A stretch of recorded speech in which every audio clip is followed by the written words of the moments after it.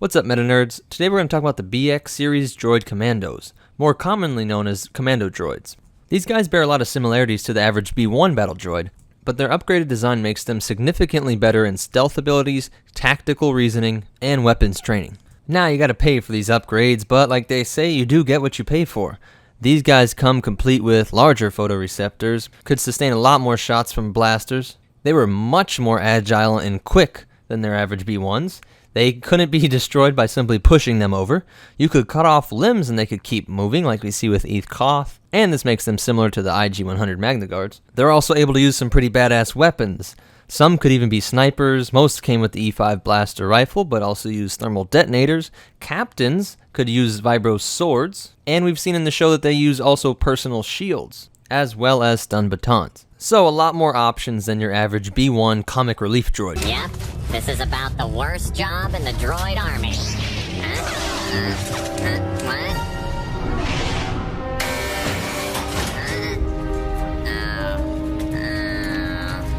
Which ultimately is the gap that these guys fulfill. You can't send in your roly-poly droidecas, as badass as they are, or your loud, crackling electro-staff-wielding IG-100s, or your big, strong, brute super battle droids deep behind enemy lines to take out key targets or key outposts. And their only real flaws are simply that their movements are still too robotic and their voice patterns, kind of behaviors like Roger Roger, a little too ingrained to actually convince clone troopers for very long that they're legit. But that'd be pretty damn near impossible to get perfect. The only other flaw, if you could even call it that, because it kind of seems to be more of like a psychological trait of humans, right?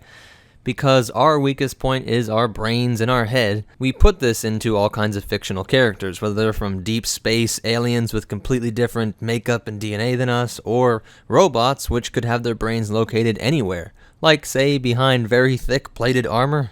Just saying. But yes, the BX Commando Droid does follow this trope, as we see Senator Amidala and Rex both can kill them with one single blaster bolt to the head. In Amidala's case, it's from a very small kind of side pistol, so that's really kind of a silly design for these super advanced and expensive, otherwise badass battle droids. On a badass scale, they're definitely above the B1. I'm going to say they're tied for a super battle droid, which are both equally awesome on opposite sides of the spectrum. But I think the Droideca and the IG-100 Magna Guard definitely have a little bit more oomph, a little bit more badassery into their design.